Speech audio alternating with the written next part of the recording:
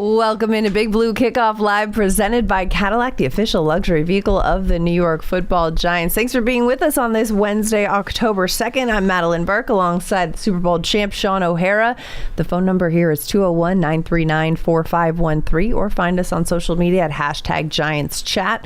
As a reminder, you can find the archive of this show and our entire podcast network on the Giants mobile app, podcast platforms everywhere, and at giants.com/podcast. Sean, happy week 5. It's officially October. It has been so many days since the Giants have played a football game on Thursday Night Football. Yeah, it almost feels like a bye week. Right? You know, the 4-day weekend felt like 2 weeks, if you will.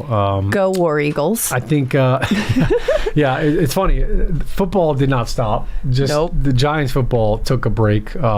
Yeah, action-packed weekend for the Franklin Lakes War Eagles. Shout out to my son's football team, youth football team. Big game on Saturday night in the rain. We had to rely heavily on the run game. We did not throw a single pass during the game except for a couple of two-point conversions we went to. So that was O-lineman's dream right there. Run Play the rock, smarter. tilt the rock, ground and pound. I think Dan Campbell would have loved that kind of game plan.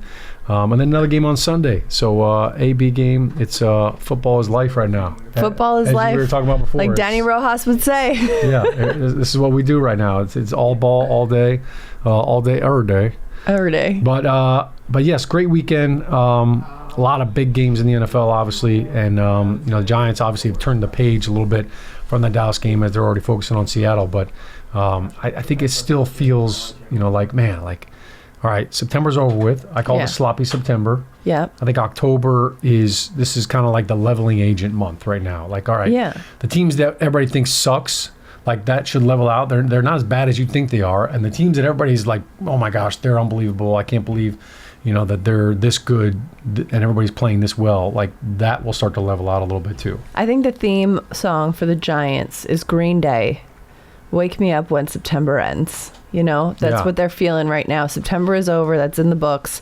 October is here. It's a new month, new you. But, you talked about the War Eagles strategy with the run game, finding success in that regard. And it reminded me of Thursday Night Football because, that's a lot of what we thought the Giants' strategy would be to find success against the Dallas Cowboys team that's allowed a lot of rushing yards.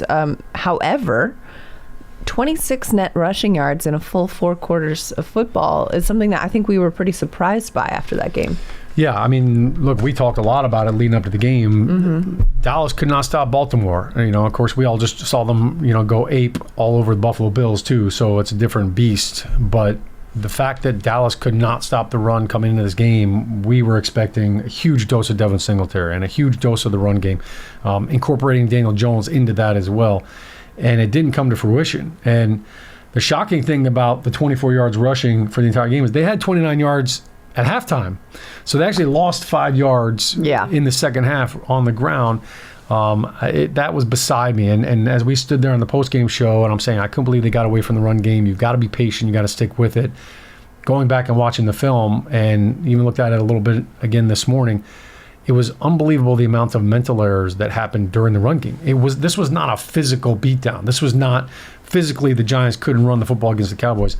This was a mental error. There's one play, Jermaine Illuminor goes the wrong way. It's a run play to the left. It's 37 Zorro, we would call it, a weak side, single back run, and he has a brain fart. Like he goes to the right. His guy, Greg Van Roten, chips on him and goes up to the backer, and that guy makes the tackle for a 2-yard loss. And first down, you run the ball, and now it's 2nd and 12, and that's the bad football that I thought we had gotten away from.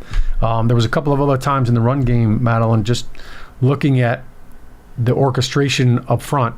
It's a 7-man box. There's 3 linebackers. You've got a tight end on the ball. You've got a fullback, and you have enough guys. You have 7-on-7. The Mike declaration, there was some confusion there. John Michael Schmitz and the fullback are going for the same backer. The will linebacker is unblocked. So it's very odd that stuff is happening in week 4, but it was a conglomeration of all of that. I also thought early on in the game there were some holes, and Devin Singletary just missed a couple of cuts. So the culmination of all of that equaled we're struggling to run the football.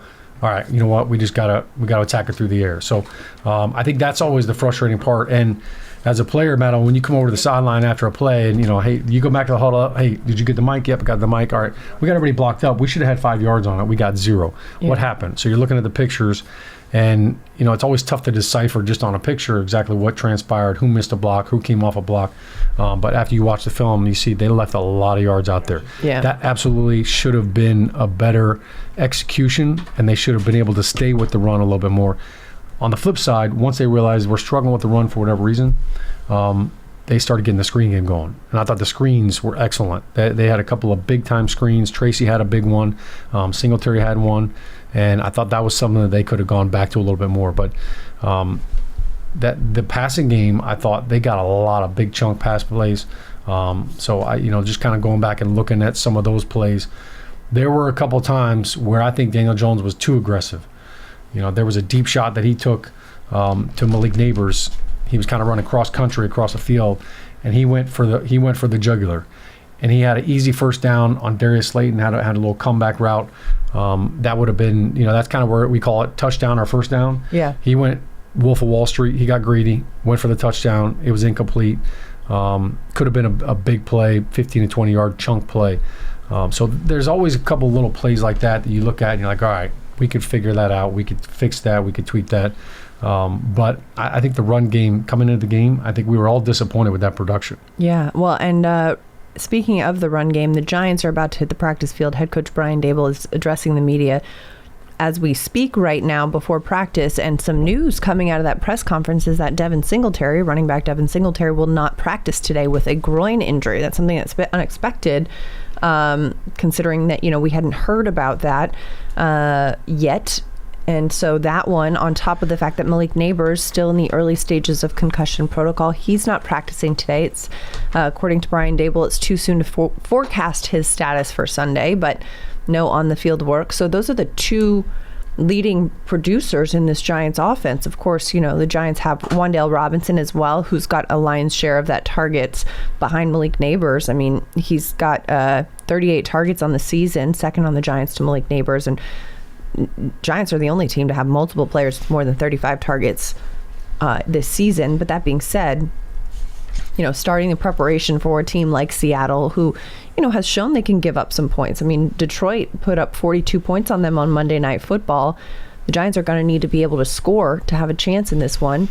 And two of their highest producing offensive weapons are out of practice on Wednesday. Yeah, I mean, listen, I think Giants fans, I'm not going to get greedy and say we'll take a 40 burger. Like, I would take a 30 burger right about now. Like, we're averaging 15 points a game again this year. Last year, one of the worst scoring offenses in the league, and that's been kind of our kryptonite offensively. We just can't punch the ball in now. 2 home games this season already, and we have yet to find the end zone. There's no excuse for that. You've got to find a way to finish drives, and they're there. They're knocking on the door. And again, it goes back to what I'm saying. One guy messes up, one mental error here, one guy's not in the right spot. We have a missed throw here, we have a missed read there, a missed cut, and everybody's contributing. If it was just one guy, then it would be easy to fix all that. But possibly not having Malik Neighbors, that's a huge blow to the offense, huge blow to the identity, the explosive ability. And if Devin Singletary is not able to go, that's a huge blow as well. Obviously, Eric Gray would step in that role, and Tracy as well. 2 very capable backs, but I think Devin has proven that he is great at getting vertical and being decisive in some of those runs that we've seen. So he's done a great job for the Giants. He's been their bell cow in the run game. I'm actually shocked it was the groin, because I thought you were going to say a foot injury. That play where he fumbled and they challenged it and ruled he was down, almost looked like he got his foot kind of caught underneath it a little bit. So yeah. I thought that might have been the situation, but that will be tough, because when you go on the road and you play in Seattle, it is so loud. So loud. And you need that run game. You need to establish that early and often. Well, not just the run game, too, but what he adds to the passing game in terms of his blocking ability. He can pick up a block pretty well. He takes pride in that, and I think he's been an integral part in some of these passing plays as well so far this season. Some other injury updates as well. Adoree Jackson and Drew Phillips, the rookie corner and the veteran corner, will not be practicing today either. They're still dealing with the calf injuries that took them out of the game in week 3. This secondary's got a big challenge on their hands. You've got Geno Smith, who is leading the league in passing yards so far this season. He just came off a week 4 loss in which he had a career high 56 passing attempts, 395 passing yards. And a lot of that is, yes, they were playing from behind, but also Geno's ability, despite the fact that the offensive line ranks 31st in both pass blocking win rate and run blocking win rate, he's still able to kind of keep a play alive and get out of the pocket and move it and get to one of his elite receivers and DK Metcalf and Tyler Lockett and Jackson Smith and Jigba. And the passing game that Seattle has put together so far this season is one that is really going to challenge these young defensive backs, Sean. Yeah, this three-headed monster, we kind of touched on it, in the post-game show about how do you handle these guys. And DK Metcalf is their leading receiver by yards, but Jackson Smith and Jigba has been unbelievable in how well he has accelerated his growth from last year to this year. He's kind of becoming Geno's go-to guy, and he actually has more catches than DK. But DK, look, he's a wild child. Like he's a werewolf, if you will, when you look at what he can do outside. And so physically, he's such a huge target. He knows how to use his long arms and his strength, and he's a powerful receiver. So it's not just about speed with him. And Jigba's a little bit more of the shifty guy and a speedy guy. And then, you've got Old Faithful and Tyler Lockett. He always seems to come up with big plays for Geno as well. This Geno is he's got a lot of command. You could see he's much more confident in kind of his ability and his decision making. He's definitely matured. We saw him last year as well in a Monday night game here at home. Mm-hmm. So this offense, the three-headed monster outside, but when you couple that with what Kenneth Walker is doing, and 3 touchdowns. I mean, this guy Monday night, yeah. Hit the one run where he did like a back handspring flip off of a defender. Yeah. I mean, he's coming up with all kinds of different. He was runs, like parkouring his way through that. Yeah. Was there a plank hold in there right. at some point? A reverse plank? He had one arm down. Yeah. That Kenneth Walker is, he's a tough tackle. You got to swarm to him. You got to gang tackle him. Rarely does he go down with the first defender on him. So that's going to be a big challenge. And I think, to your point, you've got a defense that's a little bit banged up in the secondary. Now you've got to make sure that everybody's got their gap integrity. Mm-hmm. Those run fits that safeties are coming down and inserting, corners, if you're coming off the edge, a lot of times these runs are designed to get you one-on-one running back versus a corner because that's not their specialty. So that's going to be something the Giants are really going to have to lock in on. Right, they have to lock in on that, and they have to lock in on getting some pressure on Geno so that he doesn't keep the plays alive and get the ball downfield. Giants fans, make sure you go and subscribe to the Giants Huddle podcast. It features long-form interviews with Giants players, coaches, and front office staff past and present. Plus, hear from the best analysts covering Big Blue and the NFL. Search for Giants Huddle and subscribe on your favorite podcast platform or go to giants.com/podcasts. And don't forget, if you're on Apple Podcasts, leave a 5-star positive review for all our Giants podcasts. Let us know what you think. 201-939-4513 is the phone number. We've got some callers holding, Sean, so let's get to the phone lines. First, we've got Big Ed in Maryland. Big Ed, you're on Big Blue Kickoff Live with Sean and Madeline. Hey, how you guys doing? How's it going, Big Ed? What's up, Big Ed? Hey, Big Sean, how you doing, man? You're a Tar Heel, right? Negative. Rutgers. Rutgers Scarlet Knight. You must be thinking of Jeff Saturday, my doppelganger. Okay. We got a little bit of a crackly reception here on the phones. Maz, is that coming through on the broadcast as well? Yeah. Okay. Sean knows the call is quick. Hey, so look, here we go. In order for the Giants to be the best team that it can be this year, they have to work on a 2-minute drill. They have to work on it 2 minutes before the half and 2 minutes before the game. If you pretty much got the game pretty much in control during the first, second, and third or fourth quarters, during the middle of the meat of the hours or the minutes of the game, you got to control and maintain that 2-minute drill. That's why we lost. Got to control and maintain the 2-minute drill for those having a hard time hearing Big Ed on the phone line. Yeah, Dallas did not beat us. I looked at that game like 3-4 times. We really beat ourselves on a couple of plays. Defense messed up on that 4th and 1 right before Lance caught that touchdown pass. Had we stopped them on that 4th down, that was one. And then the biggest one of all is the end of the game. He had like at least almost 30 seconds to go 15-something yards just to get in. Yeah, so it comes down to the clock management. And I totally believe in that. I like to hear from y'all,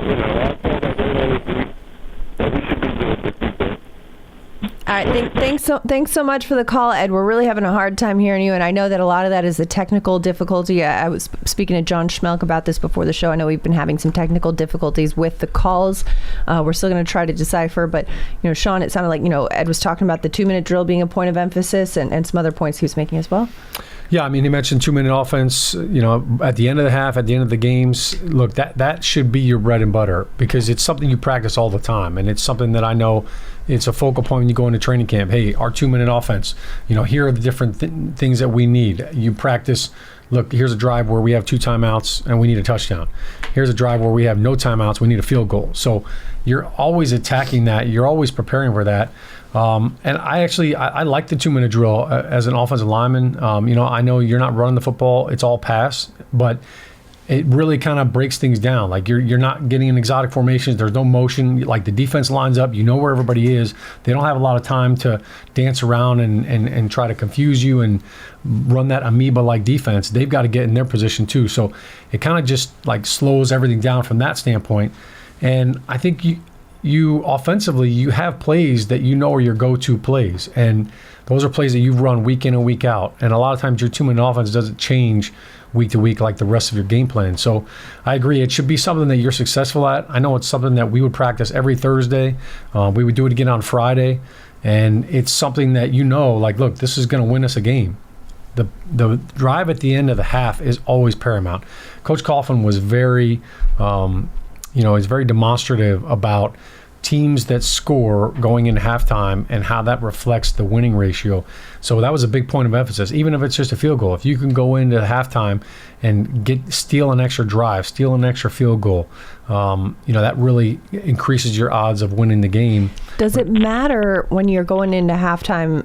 Does it matter who gets the ball first? Like if it's you going into the half, scoring, knowing that you get the ball coming out of the break, or does it matter? Yeah, I mean, obviously it increases if you're getting the ball at the start of the second half too, because then you could technically go up 2 scores if it's a tie ball game. So that definitely helps. But it's actually more imperative if you're not getting the ball to start the second half to try to find a way to score points right before that. So I know it's a point of emphasis, and it really just comes down to execution. You can't have penalties when you're running a 2-minute offense. You've got to find a way to get a couple of big chunk plays, but you've also got to find a way to just move the sticks and keep that going. So the continuity is a big factor. Clock management, look, that's on everybody. The coach is looking at it. It's on the quarterback to make sure that he's up at the line, getting things going.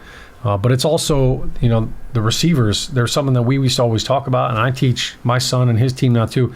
If you're running the 2-minute offense, when you catch the ball, hand the ball to the official. Go over there. You can facilitate and expedite the process by going over there and handing it to him.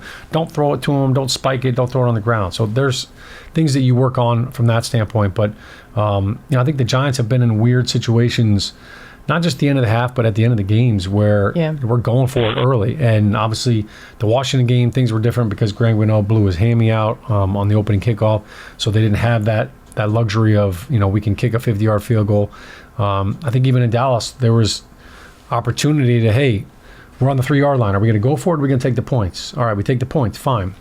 Later on down in the game, it's 4th and 8, and you decide to go for it instead of taking the points. So, there's some wiggle room there for that from a decision-making standpoint. No doubt they need to be better in the 2-minute offense. The one thing I used to always say was, it's okay to be good before you get to the 2 minutes. Before you get to that point where you have to play 2-minute offense because you're down 2 scores and you're doing that halfway through the fourth quarter.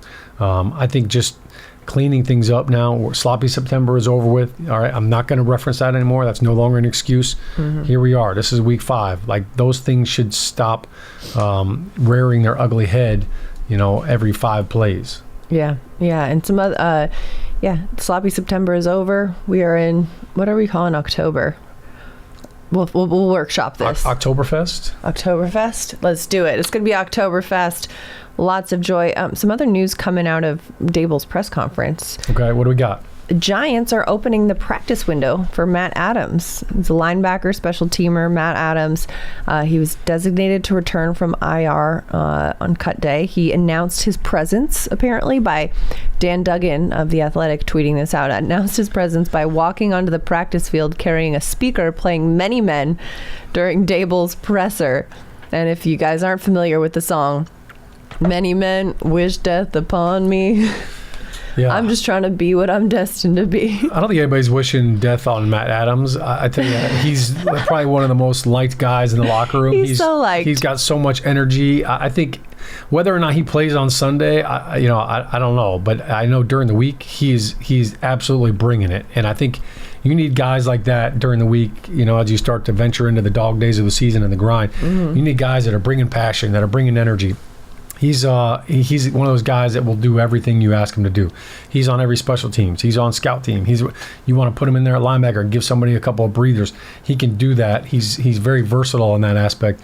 I just chuckle every time I hear his name, and I think about in training camp the story about how he showed up to like the team meeting the very first day, 8:30 in the morning. Everybody's rolling in like sweatpants, and they're like rubbing their eyes, and he's fully spatted up, full gear, full pads, full practice. He's like ready for practice, and at 8:30 in the morning, they're not even on the field for like another 3 hours. He's ready to rock. It was the first fully padded practice day, and Matt Adams wanted it to be known that he was jazzed. He was literally in the team meeting, shoulder pads and everything, like you said. Yeah, I think that's awesome. Those are the kind of guys that you love to have on the team. You love to have in the locker room, and hopefully he can provide an impact for the Giants. I tell you what, he's a hammer. Mm-hmm. Like he loves to hit, and there were times in training camp where, man, he was laying some licks on his teammates. Can't wait to see him out there, and hopefully gets a chance to get out there on game day. Well, and you mentioned, his impact not just as a linebacker, a spell linebacker, but also special teamer.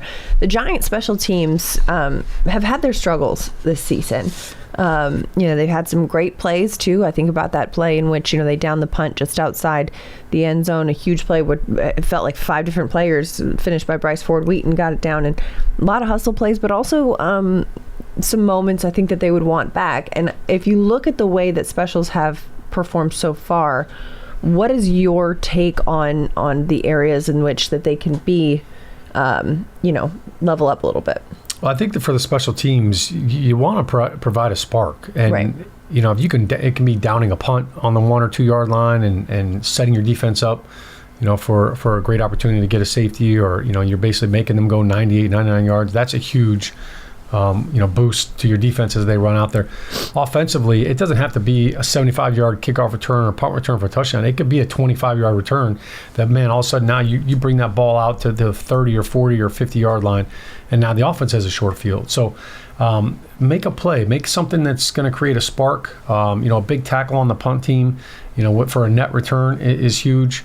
I think a lot of that, it's tough to replicate that in preseason and in practice. So, they're still getting used to all of that. And then as we get into the season here and guys start going down, guys are banged up, and now you're looking at your 45-man game day active roster. It's okay, I've got a couple linebackers banged up. Well, if they can't go, we need other guys to dress and suit up. But what do they do on special teams? And now you're kind of exchanging players and substituting players here and there. That can have a big impact on special teams because it is such a cohesive unit. But you've got to adapt to all of that stuff. So I think for the special teams, you want to try to make impact plays. You want to create some energy. And if the momentum's going the other way, you could be the momentum, the one that turns the momentum the other way. Kind of flip the script a little bit. Everybody talks about flipping the field, but it's really flip the script sometimes to give your offense or defense a boost. Right. You got to flip the script and got to keep it going. And especially, in a place like we've talked about, Seattle, week 5 is going to be an environment in which it's loud. It is, you're going to need every spark you can find. Dable talked about how, yes, they'll be practicing silent count, they'll be practicing with noise, and these are things that they obviously implement quite a bit throughout the build up through this training camp and through the season. But when you there's a lot going on in this room right now. But when you guys are practicing, eliminate the crowd noise. I know, right? I gotta focus. See, perfect. this is my Crowd Seattle. noise. There's a lot of crowd noise. There's a lot of distraction. But you know what? I gotta focus. I gotta lock in. This is a testament to what the Giants will be facing on Sunday. Clear the mechanism. Lock in right here. Kevin Costner, in love of the game. Clear the mechanism. You just zero in. See, television. it's hard. It's hard to do, and this is what the Giants are going to be faced with on Sunday. Seattle is different. Yeah. And I speak from experience. I was a part of the 2005 team that flew out to Seattle. I think we had 11 false start penalties. None of them were on me. I was the center, so I technically couldn't jump off sides. But we practiced crowd noise. Like, we knew it was going to be loud. And we had the speakers out there, and Coach Coughlin is playing white noise. And, it's deafening. And, I think we all walked out of practice with headaches because it was so loud. Yeah. The trainers, Ronnie Barnes, bless his heart, he's like, I want to help you guys out. What if we put like this lamb's wool in your ears? And they gave us like molded earpieces to put in there. We were trying everything. Some guys didn't like. I didn't like the earpieces, the ear molds. I felt like it messed with my equilibrium. Like having that in there, and like it just. Yeah, it's like when you have noise canceling headphones on, and it's all like, why is the world so quiet? Yeah. It's kind of eerie when you're trying to practice that and figure it all out, and it's going to be loud, and then you get there and you're like, wow, like. I wasn't ready for this. Like, and it's an outdoor stadium. It's not even a dome. Your molars are rattling. Yeah, for a dome, all right, that sound is going to reverberate. It's coming back in there, but it has nowhere to go. Seattle is the field, Quest Field, outdoors, but somehow that sound just gets thrown right back on to the field, and it's absolutely a factor. So the silent count, look, it's something that they worked on, a couple weeks ago, and I know it's something that you work on consistently. But the challenge with that silent count is now, as a tackle, you're looking in at the ball, you kind of lose that edge of jumping that cadence, that as soon as the goes, you're going. And you're just listening to it, so you're looking at your defender. When you're in silent count and you're a tackle, the further away from the ball you are, the harder it is, because you have to look in, and now you're looking in, that ball moves, you're kick sliding, and your eyes are not on the defender. So it changes kind of the way that you set, and even underneath, sometimes when the quarterback's underneath, not even in shotgun, it's hard to hear him. So you're in the huddle, you're calling the play, we're this close to each other. Yeah. I'm calling the play right now. And it just looks like your lips are moving. Mouths. So that is definitely a challenge. I think, when you look at Seattle, they prey on that. Like they raise the 12 flag before every game. Their fans have bought into that. So it's absolutely a factor. How do you negate that? Well, you do what David Montgomery did. You truck their entire defense. You do what Detroit did to them and run the football and run it often. It was shocking to see Geno Smith throw the ball 56 times. I mean, that was indicative of how the game went. But when you're at home, like you think you're leaning on Charbonnet and Walker, and you don't think you're going to have to throw the ball 56 times. But indeed, that's what they had to do. That's what they had to do. Giants fans, take your fandom to the next level with a season ticket membership. Stay connected to the club all year round, not just on game days. Memberships are now available for the 2024 season. To learn more about all the exclusive member benefits, visit giants.com/tickets. Limited inventory is available. We've been having a little bit of technical difficulties with our phone lines, but let's give it another try. 201-939-4513 is the phone number. As we head to line 2, Cliff in New York has been holding. Cliff, you're on Big Blue Kickoff Live with Sean and Madeline. How's it going? Hey guys, how's this sound? Okay. It's a little bit scratchy, but we're going to try to decipher if you can get your point in. It's on my end too.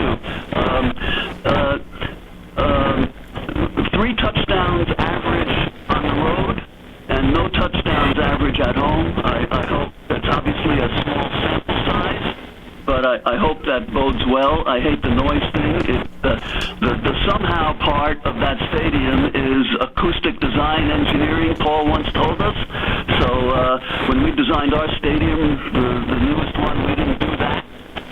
Anyway, I wondered about the O-line. When the play that Micah Parsons got hurt, it looked like John Michael Schmitz was giving him a pretty good ride. And not that he was trying to hurt him, but I thought he looked good on that play, and that was the second week in a row he jumped out at me because of the way he handled the really good defensive tackle in Washington. So I'm wondering if we think he's coming along. All right, Cliff, we're losing you a little bit with the quality of the call. I apologize for that, but thank you so much for powering through. Cliff's point, of course, just that he liked the play of John Michael Schmitz, the way that he played against Micah Parsons, and said that it was the second week in a row in which, JMS has been jumping out at him on the tape. Sean, as a center, I defer. Yeah, I think John Michael Schmitz is doing a good job. He's improving every single week. I think the challenge for any young offensive lineman is, how do I just stay consistent? You don't want to have the up and down games, and I think he's finding his leveling agent, if you will. There were a couple plays in Dallas where I don't think he was on the same page from a Mike declaration. Like, it looked like he was going to the wrong backer on a couple of times, but physically I think he has all the tools, and he's done a great job when he's one-on-one in run blocking, pass blocking. I think the biggest thing that has shown up this year already is the Giants' offensive line is handling twists so much better. I mean, it's night and day compared to what we've seen, what we saw last year in their inability to pass off the inside twists. Dallas did a lot of TT twists last year in both games, because what that does is now that occupies your guards and your center, and it puts your tackles on an island. So I think, along with the ability to pass off some of the inside twists, I think John Michael Schmitz has done a much better job of being aware of that and getting on the same level as his guards, not getting picked with that. There were a couple times, where Micah Parsons was actually in the A gap and he was inside, and I thought that they stuffed him pretty good. Look, Micah didn't really do much in that game. He created one holding penalty on Jermaine Illuminor that was actually negated because there was a sack, but I thought Andrew Thomas and Jermaine Illuminor both did a great job in one-on-one pass protection against both DeMarcus Lawrence, who had been a giant killer for the last couple of years, and Micah Parsons. Now, there was a lot of good tight end chips. Eric Gray had a phenomenal chip on Micah Parsons. Actually, it was that same play. Micah Parsons kind of got drilled at the end of the play. He ended up coming out.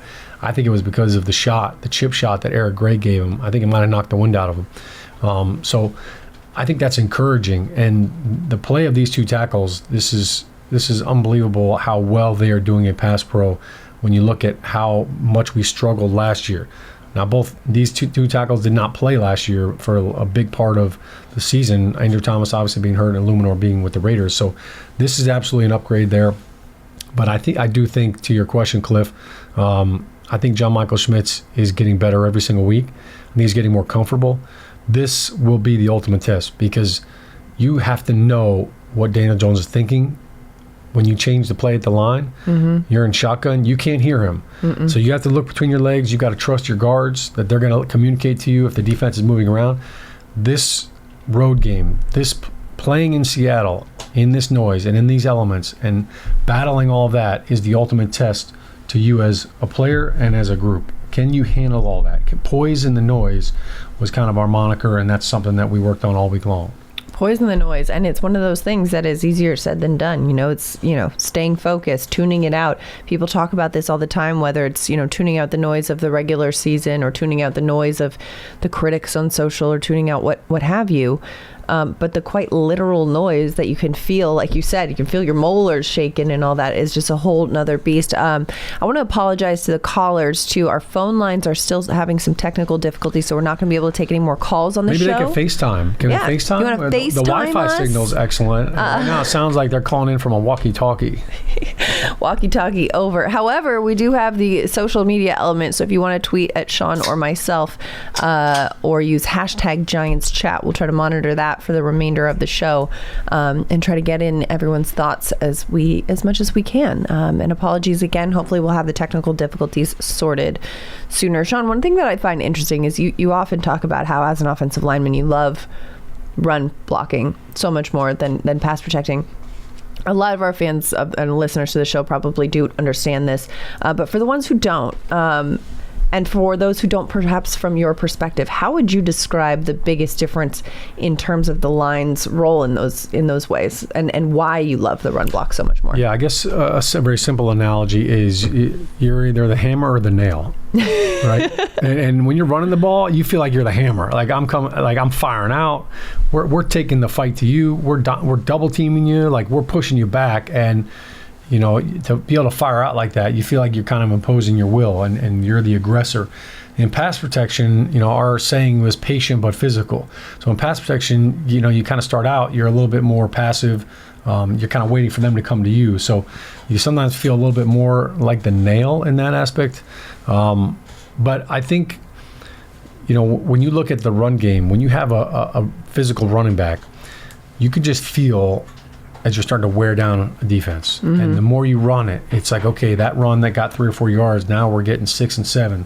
The linebackers aren't as quick to come up and hit that hole. The safeties don't want any part of that. They're making business decisions. I think that's when you kind of really start to feel like you could take over a game as an offensive lineman. I will say this, as a center, you didn't mind pass protection when you were uncovered. Like if I had the Mike linebacker and he dropped, like I'm a freedom fighter. I get to go clean somebody out. That's kind of fun. So, we used to always have a saying in the O-line room, look for work. Look for work was if you were an unblocked or unguarded offensive player, if nobody was on you, look for work. You go look for somebody to hit. Go smoke the defensive end that's bull rushing your tackle. Just knock him on his ass. Go over there and chip the guard. Help those guys out. So I took a lot of pride in that. If I was sliding to a linebacker and he dropped, I'm looking for somebody to hit. And they're trying to take our quarterback out. So if I could come in there, and hey, if I happen to punch you in the ribs on the way, like that's all's fair in love and war right there. Look for work. I like that expression too. We talked about this earlier in the show. Right now, the Giants dealing with some injuries. It's their first day on the practice field of the week, and Malik Neighbors, Devin Singletary not involved. Last week, Thursday Night Football in Week 4, we did see Daniel Jones attempting a deep ball to Jalen Hyatt at the end of the game. It was one of those, we haven't quite seen them connect, not just Daniel and Jalen, but Daniel and Darius Slayton, DJ and Malik Neighbors. We haven't quite seen that deep ball hit just yet. With Malik returning from concussion protocol, hopefully soon, unclear if it will be in time for Week 5, it really does open up a little bit of that receiving room because of how much, Neighbors is not just leading the Giants, but among the league leaders in receptions and percentage of an offense.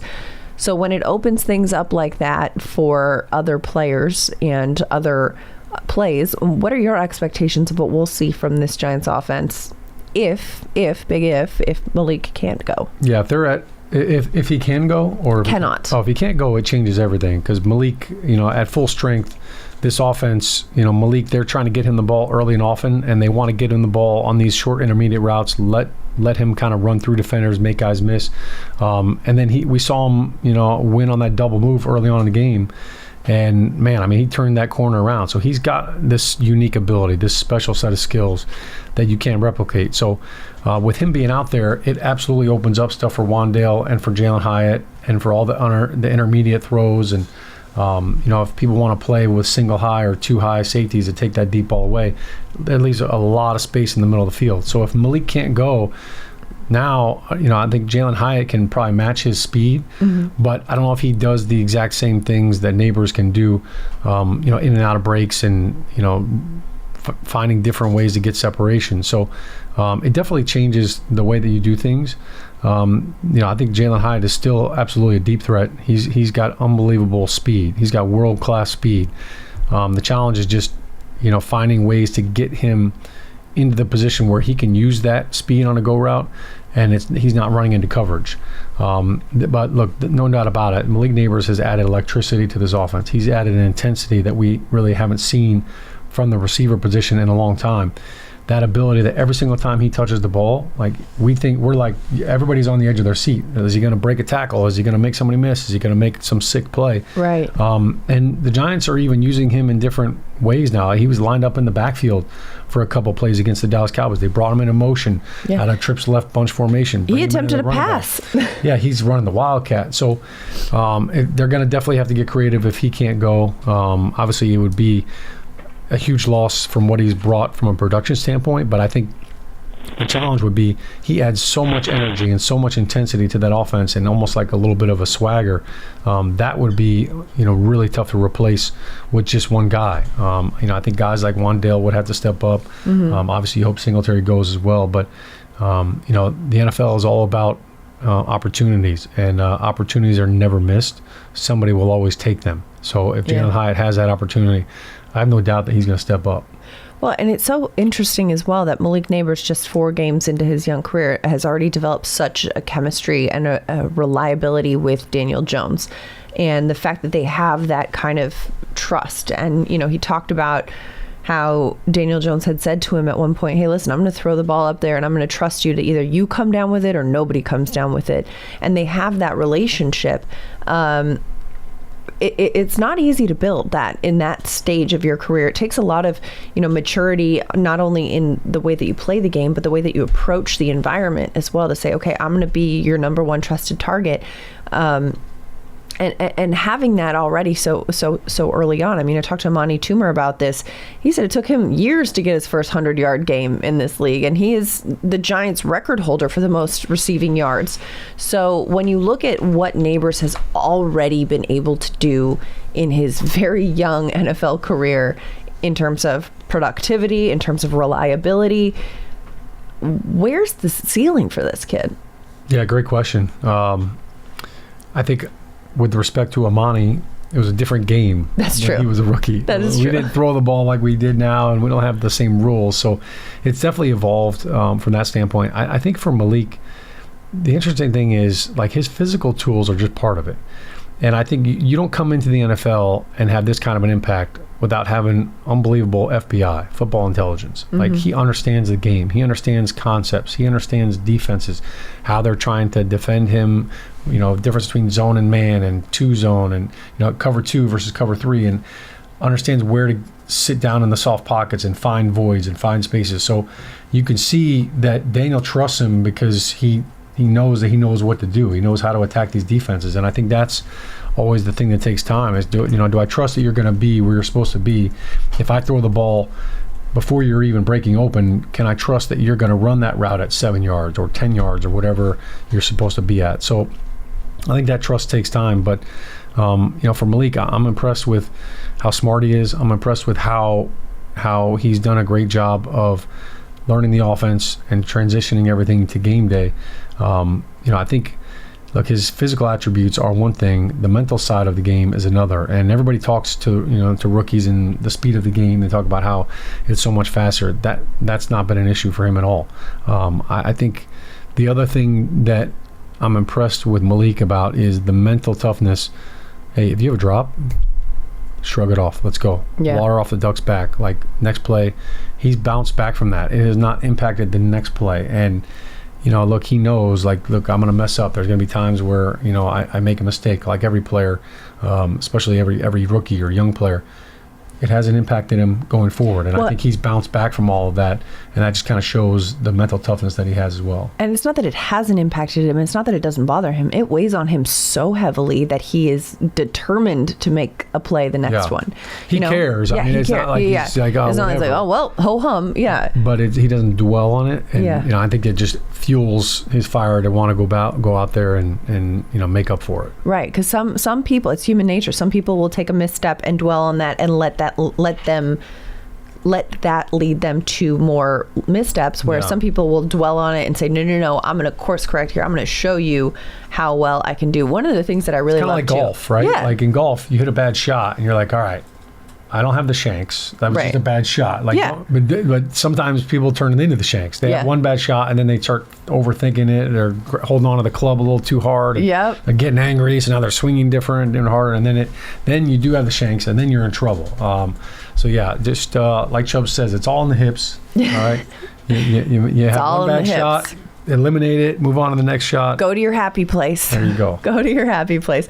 One of the things that I do really love, though, too, one more thought on Neighbors, is that not only is he getting the trust and respect of his teammates, but also of players across the league. And we've seen, defenders kind of giving flowers to Neighbors. This precious mic'd up segment, Myles Garrett kind of acknowledging and saying, wow, like, I am so impressed with you. And Neighbors, thank you, sir. Yeah. I thought it was adorable that, you see guys on a football field. And of course, he's a rookie. He's showing respect to this guy who's been in this league for years and is doing it. But it was like the respect going both ways is just something that you love to see in a game that, there's a lot of competition, a lot of trash talk, a lot of this and that, but game recognized game. I think it was really cool that Myles Garrett did that. And for those of you who don't know, we're talking about the Cleveland Browns game.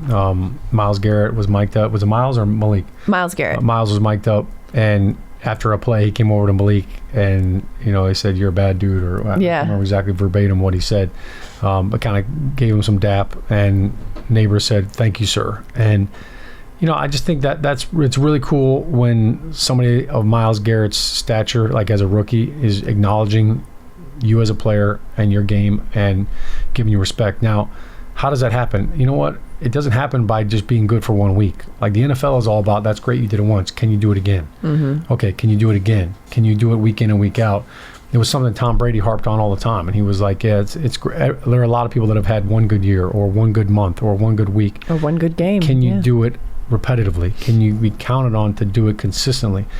And I think that's where Malik is really starting to kind of grow his fan base and kind of grow his legacy. And I also will say he's not the first person to call Myles Garrett sir. Like when you see Myles Garrett on the football field and you see like the mountain of a man this dude is, he's carved out of granite. I think it was kind of cool just to see him, kind of paying respect. I don't want to say to your elders, but in the NFL, there's a little bit of a pecking order. Like, if you're a rookie and then if you're a veteran, like, that was kind of cool just to see, like, how much he, kind of looks up to guys like Myles Garrett and the respect aspect of it. Absolutely. And just like you said, just those moments that are captured on those mic'd up, those exchanges, those real exchanges. He's not the first person to ever say it, but the fact that he was like, hey, like... We got to ask Leak, did he do the jersey swap, like, after that? Like, I don't know. I'm not a big fan of the post-game jersey swap. Like, have your equipment guys send it to him later on, FedEx it, back and forth, do all that. Like, you don't need to do it on the field. But the jersey swap is an expensive habit, too, because if you swap jerseys, you have to pay for that jersey that you're giving away. Yeah, as you should. Like, hey, you know what? Like, that's team property, But I think for Malik, it's probably pretty cool for him, when you're a football fan, like as a kid growing up, the NFL just always feels like it's this distant reality. Like, I don't know if I'll ever get there. And even for him at LSU, I'm sure he knew, like, all right, man, you know what? I'm going to get drafted. I'm going to make it to the NFL. Like, he was one of the most electric players. But you still almost don't believe it until you get there. And then now to be playing in the NFL and to have guys coming up to you and paying you respect like that and kind of giving you props, I know it makes you feel good. It makes you want to work harder because you're like, man, you know what? They think I'm good now. Like, I'm just scratching the surface. Like, just wait till they get a load of me next year. Wait till they get a load of me in a couple of months. Yeah. Well, and it's like that story. I told this story on our one of our preseason broadcasts, but Malik, when he was a kid, when he first started playing football, his hands were too big for the youth gloves, and they went to the sporting goods store and they couldn't find ones that fit him. And so he DM'd Odell Beckham Jr. Because that was his favorite player at the time. And he said, hey, can I get your gloves? Thinking, well, your gloves will fit me. Odell didn't see it, obviously, until draft night when Malik was drafted. The fellow LSU wide receiver saw the DM because he had followed Malik when he saw that he was drafted, and responded to him and said, hey, guess you don't need those gloves now 10 years later. And so, like, those moments are just like, wow. And the fact that I love this for Malik, that he's stacking these moments of just like, okay, and continuing to stay focused on the task at hand and continuing to stay, locked in on saying, okay, I'm not going to let this get to me. I'm not going to be like, yes, okay, let me settle in my greatness. I'm going to keep pushing through. And I'm excited to see what he has to offer for the rest of the season. Giants fans, the Giants official connected TV streaming app Giants TV brings original video content and game highlights on demand and direct to Big Blue fans. Giants TV is free on Apple TV, Roku, and Amazon Fire TV, and the Giants mobile app. Sean, before we wrap up the show today, obviously week 5, Seahawks a big one. We've talked quite a bit about it so far today, but what's one thing that you want to leave Giants fans with in terms of what you're looking at, what you're focusing on, what you're thinking about this week in terms of Giants football? To me, it's red zone offense. Like, we've been talking about it ad nauseum. It was something that I think the very first practice of training camp, it was what they worked on. Yeah. Was red zone efficiency, red zone offense. The whole narrative this training camp was Dable's taking over the play calling. Well, the red zone is where you make your hay. Like that like what you do for the other 80 yards and getting there, that's all great. But if you're not cashing in once you get down in the red zone, you're going to struggle to win games. And, that's really what this team has come down to. They've dealt with the same thing last year. 2 years ago, they were phenomenal in the red zone. They found a way to punch it in. I think you need to be consistent down in the red zone, but somebody's got to make a play. And you whether it's a throw, whether it's making a guy miss, whether it's breaking a tackle, but it just seems like there's too many missed opportunities down in the red zone. And so that's the one thing that I'm going to be watching for in this game. You can't go into Seattle and kick field goals. Why did Detroit beat Seattle on Monday night? Because they were scoring touchdowns. They forced them into a one-dimensional offense, throwing the ball 56 times. That's how you win football games. And when you're kicking field goals, it almost kind of feels like a moral victory for the defense that they kept you out. So I think that's the biggest kryptonite right now for this Giants offense. They've been able to move the ball. They've been able to throw the ball down the field, go on 12-play, 14-play drives, but they haven't been able to finish those. Yeah, and they got to be able to finish. They got to get that. We got one quick question in here before we wrap this show up, because we got one tweet. Paul wants to know, Sean, can you speak to run blocking scheme and how it's matched to play calling? He said, listening to Bobby Skinner talk about successful use of duo versus zone blocking and the play calling against Dallas not going to their strength, how are they supposed to mesh? Great question. Well, for those of you who don't know, so there's duo, as he mentioned, and zone blocking scheme. Zone blocking scheme is, you're running a zone play to the right. You're really trying to get the defense to move horizontally and get them moving, and then you find a way to crease them, and the running back presses the hole. Duo blocking is more downhill, and you're trying to get double teams.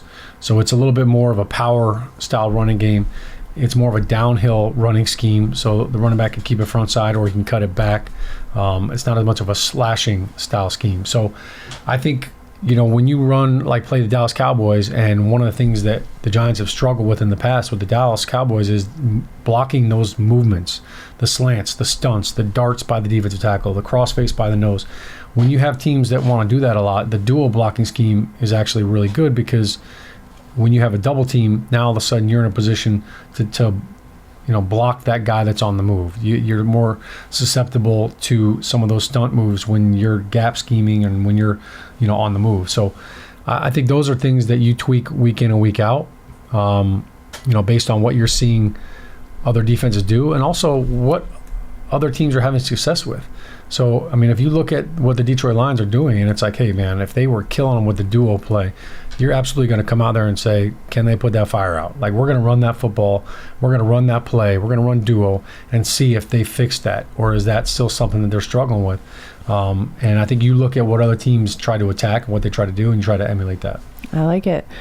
Paul, thank you for the tweet, and thank you to everyone for your flexibility. Apologies again for the trouble with the phones today. Hopefully we'll get this back on track so that we'll be able to take calls as usual as the week of Big Blue Kickoff Live continues. Over and out. 10-4 Rubber Ducky. Thanks for listening to today's episode of Big Blue Kickoff Live. I'm Madeline Burke. He's Sean O'Hara. It's part of the Giants podcast platforms everywhere, and giants.com/podcast. Big Blue Kickoff Live is presented by Cadillac.